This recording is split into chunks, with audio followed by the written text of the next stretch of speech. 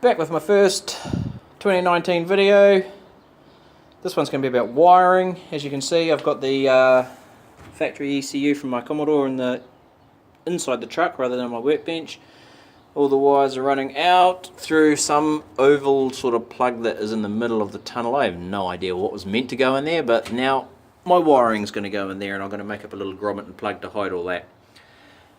I've still got to wire the ADBI port. I've got the HP Tuners software, which I really want to get going. So I just need to finish off a few wires here for the power, the accessories, and a few other bits. I've been going through, speaking of power, been going through all the wiring diagram. If you've never done a wiring on a truck before, it is actually pretty simple. The kits are pretty straightforward, and I'm just doing one wire at a time, and as I do it on the circuit block or on the fuse block, I'm just plugging that wire in. Let's see if we can get you up under here to show you. Yeah, so I've only got 3 or 4 fuses in there at the moment. Park, hazard, turn, and brake. So I'm not doing any of the accessories because I don't have an ignition barrel, but I could screwdriver it, I suppose. Wonder if my battery's still on. So here we go. Oh yeah, so there's the parks. There's the lights, and one of my high beams is blowing, but those are the ones that actually came from the truck. So yeah, that's actually all working. To test the circuits, I'm just using a basic multimeter, and I had an old set of multimeter leads down here, which I basically cut and joined together because one of them was stuffed, and all I'm doing is shortening out. That's the relay connector for the steering column. All I'm doing, for example, is shoving that wire in there. I'm just testing the horn, so that works as well. So I'm just testing it using that or a real basic $15 multimeter. Brakes all work. I've just hooked them up onto a switch temporarily so they don't keep turning on. High stop lamp works. The third lamp works at the same time as the brakes. I have come across one problem which isn't wiring related, and that's the sump, the Holden Commodore sump.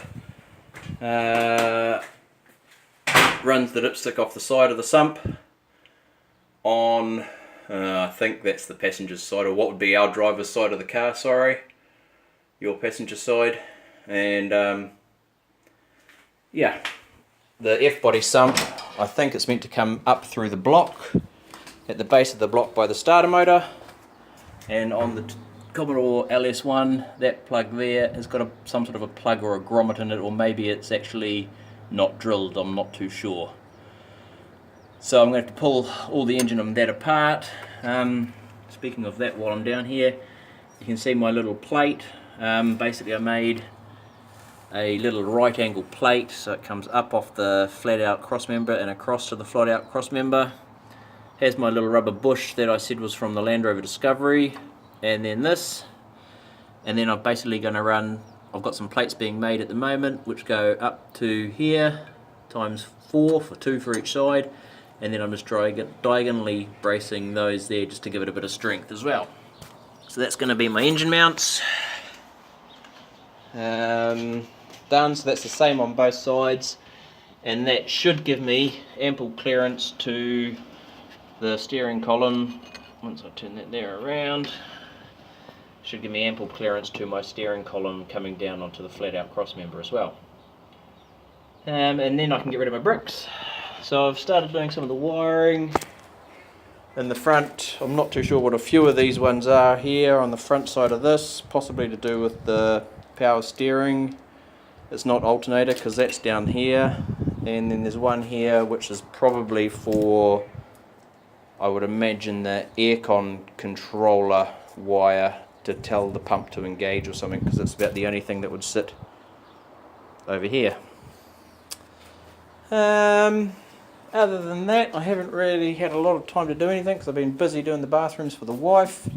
My tail lights are plugged in, they all work and indicate when I short everything out. Oh yeah, I've run the dash 6 fuel pipe down the chassis rail, or 90% down the chassis rail. It was a piece that my brother-in-law gave me, and that was unfortunately just too short, so I'm going to have to still get the fuel filter regulator thing which sits on the chassis rail over here somewhere as well. Feed it back for the return line, and the feed line will just come out that side up under here. So I'm thinking actually the fuel filter might sit up underneath all of this and then return and go towards the front of the car up that way.